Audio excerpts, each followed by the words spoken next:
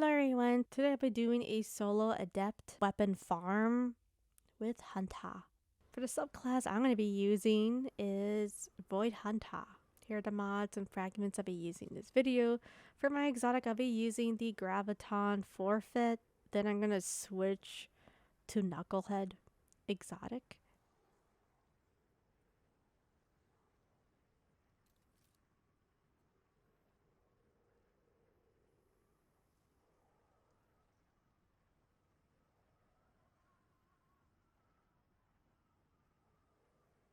So we're going to go for the Hunter. And I'm going to be using Bastion, and I'll let you know why very soon. But there's going to be 4 Minotaurs, invisible Minotaurs that you must take down. If you are fast enough, you can actually spawn kill them through the desert. But unfortunately, I wasn't really fast enough. So there are, like I said, about 4. And I was trying to look for the other 2 when trying to kill spawn the Minotaurs. So then I had to go on an adventure of the desert just to look for the Minotaurs. And the reason why you want to take down the Minotaurs is they mess up your run when trying to take down the Blights.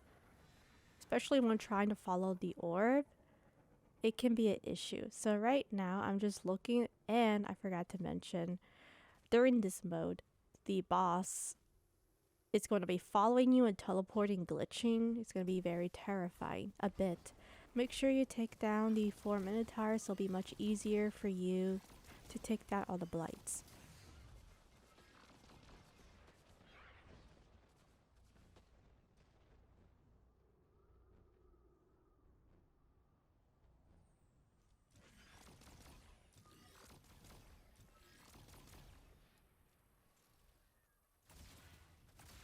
The one thing that really bothered me for the prophecy is there is attrition. So that means you need to have a healing build.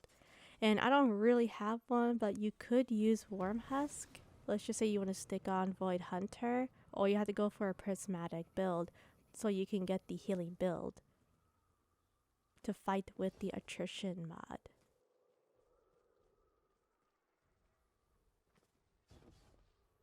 So that's one thing that kind of bothered me for prophecy.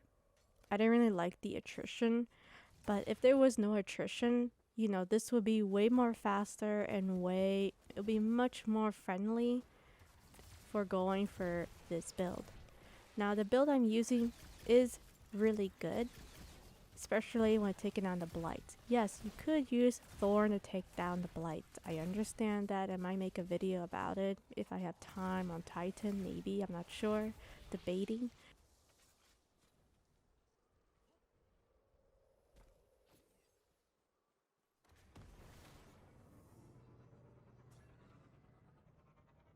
But this is just a mini method if you want to go for Invis Hunter. If you want to. I mean, it's not required, but let's just say you don't feel like going on Titan, you want to try a Hunter, then go for it.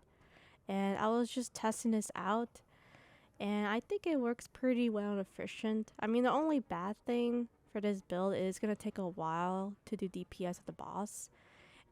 And I'll talk about that very soon. So we're going to use Bastion. It's going to take about, I would say, 2 shots. And I forgot to reload my weapon, so I apologize for that. You can get on top of these Blight, but sometimes the Blight pushes you off where you can't land on the Blights, which is very awkward. I mean, it never really happened before. Maybe they did some little tweaks here and there on the prophecy. Because for some reason on my Hunter, I'm not sure on my Warlock and Titan because I haven't tested it, I try to get on top of the Blights and it pushes me off like that. And I'm not sure why. Maybe it's a Hunter thing, or maybe overall all Blights do that. It never really did that before in the old version. But just a heads up, if you are going for the Hunter, be careful of taking down the Blights. So because of attrition, I need to wait for my health to regain. So I'm going to try again, 2 shots. We're going to turn invisible, and we're going to go look for the orb and see where it's going to take us. and yes, I am spamming invis a lot for this video. So it says up north, so we're just gonna go north. You can also sparrow, but I just want to make sure the snipers they don't one-shot me when I'm trying to use the hoverboard or sparrow. So next, this is the second blight, second wave, and you can use Bastion. So right now I'm going on top of the blight. We're going to do 2 shots. I was just waiting for my invis so I can get infinite invis for my build. And we're just going to jump and we're going to go and shoot down more blights. So I'm going to go on top of this blight. We're going to wait. And we're going to shoot with Bastion 2 times. Then I use my smoke. And we're pretty much going to do it again. I'm just waiting for my invis. So once you take down the blights, make sure you go to the orb. And then you swap your weapons. But be aware, when switching your loadout, especially with the modifiers. Especially for the modifiers, your abilities and your super will be gone. It will have to recharge all over again. So just a heads up when changing exotics. Similar mechanic for Ghost of the Deep, Spire the Watcher, same thing. Just be aware of your surroundings and make sure you have ad control when switching weapons to Lemonarch, because obviously Bastion isn't going to be the best for dealing with the final boss.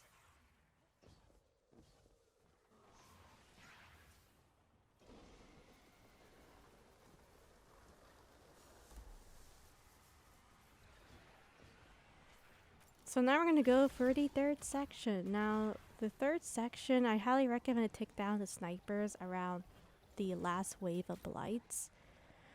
So make sure you take down the blights. I'm just trying to go on top. Sometimes it pushes me off. And sometimes the taken cabals can push you off from the taken blights as well.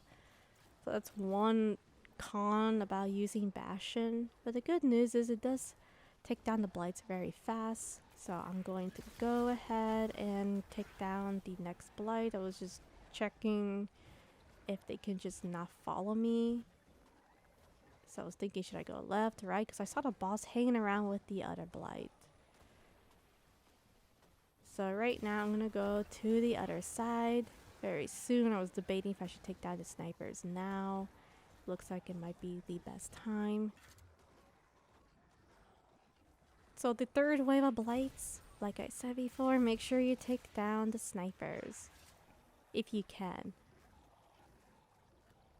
So we're gonna go take down the blights, and just to heads up, the boss's shield doesn't go away until you go to the orb. So make sure you go to the orb so it can show you the exit entrance, so it can show you the path of where you're supposed to go once the objective is done-ish. Then the boss's health shield's gonna be gone, and that's when you can do DPS.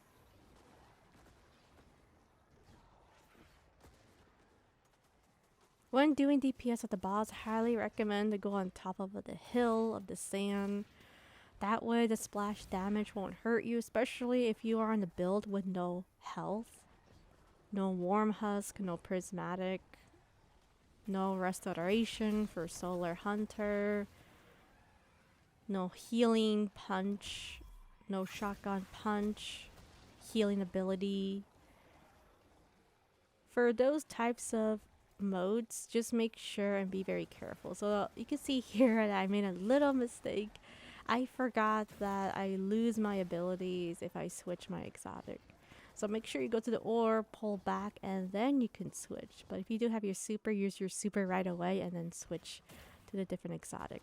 So when switching weapons, I was using Lemonarch and a stasis fusion rifle, so Riptide.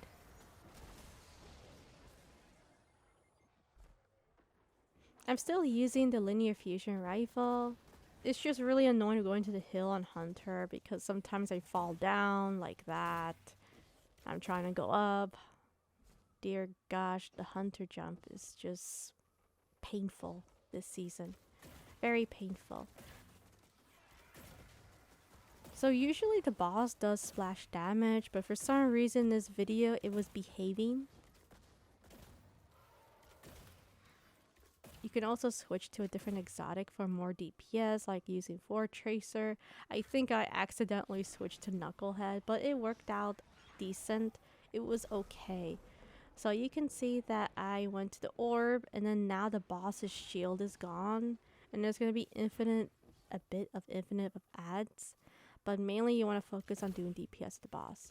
Now the one thing that kind of bothered me from going from this distance is my tether. When using this subclass tether, it wasn't tracking the boss, and I think the reason why, there's two reasons I'm trying to think of. One, I'm a little too far away, or two, because I'm not using Orpheus rigs, the tracking for the tether is not strong.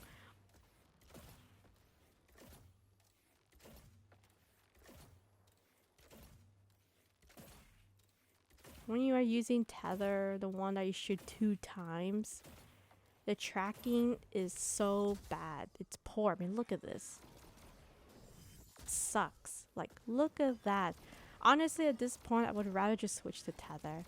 I thought maybe this super would be good, but I think it's better when you switch to Orpheus rigs, because I noticed a difference with Orpheus rigs. It does more damage and it tracks way more better. I'm not sure why they nerf the super for the hunter when using tether 2 times. I think that's a bit unfair of being forced to use a exotic to make the tracking much better and the damage. But that's just my personal opinion. I didn't notice until I used it today, because I've been just spamming Spectral Blades, and it's a fun exotic. It's a fun super. But stuff like this, where I want to switch to a different super, and it's not efficient because I'm not using an exotic, or I need to get a little closer to the boss, kind of bothers me a bit.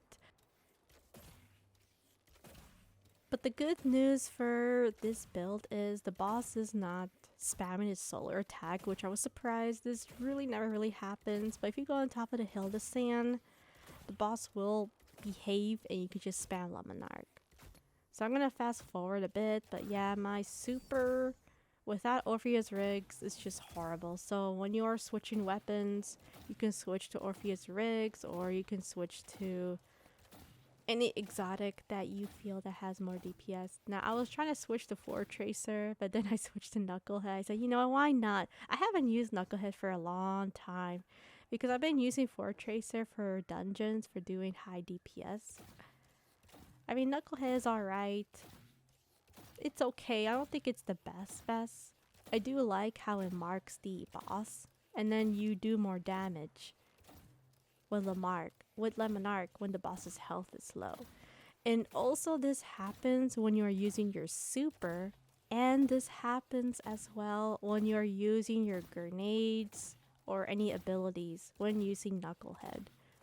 But you can see the damage it does when the boss's health is low. I mean, it's just getting higher and higher. I mean, look at that. Isn't that crazy? So anyway, basically the boss is behaving and you could just keep doing DPS.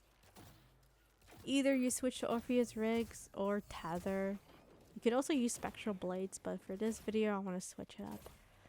So we finally defeated the boss. I'm gonna fast forward this. And what you need to do is you need to go to the exit entrance. I thought the orb was gonna be in the other direction.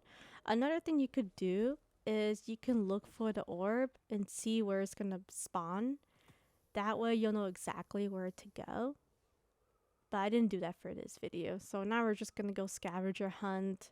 See if there's a pink light. See, the old version, it had this beautiful pink light where you can see from far distance. Now, you don't really see it so much. I'm kind of a little sad. I miss the old version where you can see this pink light. It's so bright from far distance, where it shows you where you're supposed to go for the next objective. Thank you so much for watching. I'll see you guys next time. Bye.